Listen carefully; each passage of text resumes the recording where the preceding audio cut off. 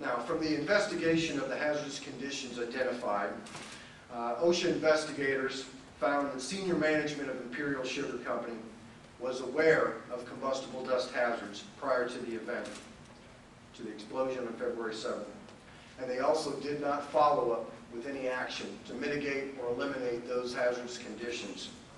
And because they did not control and eliminate the hazardous conditions identified that existed at the plant, they existed at the time of the explosion on February 7, 2008. Now, to give an overview of the citations that were issued as of this morning, those citations included 61 egregious willful violations, including 12 instances of housekeeping deficiencies, specifically with elevated surfaces and floors. We also issued 44 egregious willful citations related to electrical equipment deficiencies, specifically indicating that the equipment was not designed or appropriate for the hazardous location.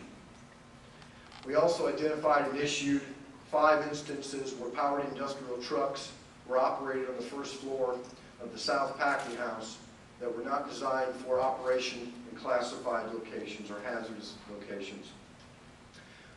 Additionally to the egregious willful violations, we also issued 8 willful violations for the following conditions. Failure to provide explosion suppression, isolation, and explosion venting for equipment and buildings.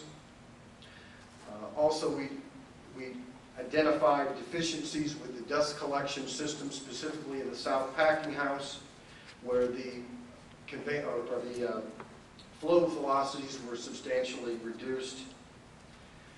We also identified a floor scrubber that was operated throughout each of the floors of the packing house, which was not designed for operation in hazardous or classified locations or environments. And additionally, we found 2 additional willful violations unrelated to the event, including multiple fall hazards, fall exposures, and an unguarded belt and pulley. Lastly, there were 51 additional serious violations identified during the course of the investigation. With that in mind, as Mr. Folk said, OSHA has proposed a total penalty amount for serious violations in the amount of $232,000. The total for the willful citations associated with the Port Wentworth investigation total $560,000, and the total for the willful egregious violations total $4,207,000.